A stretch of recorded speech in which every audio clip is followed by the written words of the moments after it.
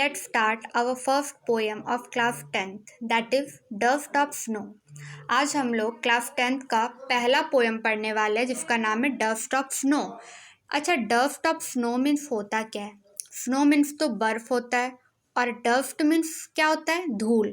तो dust of snow का एक मीनिंग क्या बन के आता है? बर्फ की धूल।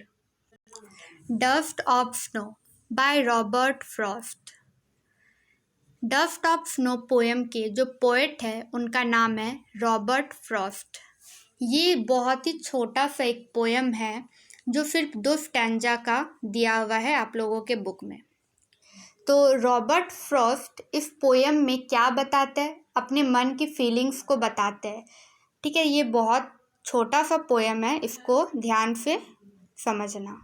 The way a crow shook down on me, the dust of snow from a hemlock tree has given my heart a change of mood and changed some part of a day I had ruled. अच्छा, इस poem में hemlock tree लिखा हुआ है। तो hemlock tree means होता क्या है, ये देखने में कैसे लगता है? तो हम एक पिक्चर को देखकर इसे समझते हैं। देखो, ये है हेमलॉक ट्री। हेमलॉक ट्री में वाइट एकदम छोटा छोटा फ्लावर्स लगा हुआ रहता है और ये क्रिसमस ट्री के ही जैसा देखने में लगता है। ये बहुत ऊंचा होता है और ये पॉइजनस होता है, जहरीला ट्री है ये हेमलॉक ट्री। ठीक है, और इसमें छोटे छोटे वाइट फूल लगे हुए रहते हैं। देखो, डस्ट ऑफ स्नो जो है वो रॉबर्ट फ्रॉस्ट द्वारा लिखी गई नेचर पे आधारित और नेचर की सुंदरता पे आधारित एक कविता है। इस कविता में ये बताया जा रहा है कि रॉबर्ट फ्रॉस्ट जो पोएट है वो हेमलॉक ट्री के नीचे में खड़े हैं। पोएट बहुत उदास रहते हैं कुछ दिनों से। जब वो उदास होकर हेमलॉक ट्री के नीचे में खड़े रहते हैं तभी उनके साथ एक छोटी सी घटना घटती है। क्या होता है, एक कौवा उड़कर आता है और हेमलॉक ट्री के ब्रांच में बैठ जाता है, जैसे कि इस पिक्चर में दिख रहा है।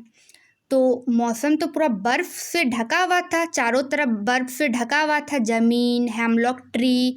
तो जैसे ही कौवा उस ब्रांच पे आकर बैठता है तो जो ब्रांच में जो बर्फ़ जमा हुआ था, डस्ट ऑफ स्नो, ठीक है, बर्फ़ की जो धूल जमी हुई थी वो कवि के ऊपर आकर गिर पड़ती है। ये छोटी सी घटना कवि का पूरा मूड को बदल देता है। कवि सैड से हैप्पी हो जाता है और वो सोचने लगता है कि मेरा बाकी का जो दिन था वो बच गया अब, क्योंकि अब तो कवि हैप्पी हो चुका था। अब रॉबर्ट फ्रॉस्ट हैप्पी हो चुके थे।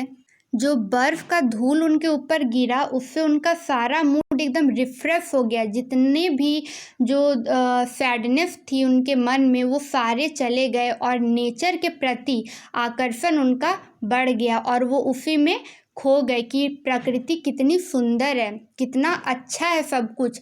वो उनका दिमाग एकदम रिफ्रेश हो गया और जितना भी उनके अंदर में सैडनेस था वो सब कुछ भूल गए और वो ऊपर देखकर वो हैप्पी हो जाते हैं और कहते हैं कि चलो अब मेरा बाकी का दिन बच गया। अभी तक हम जितना सैड थे, ठीक है, वो चला गया, लेकिन अब मेरा जो आने वाला जो दिन है वो मेरा कम से कम बच गया। क्योंकि ऐसा क्यों बोल रहा है रॉबर्ट फ्रॉस्ट? क्योंकि अब रॉबर्ट फ्रॉस्ट हैप्पी हो चुके थे उस छोटी घटना के कारण।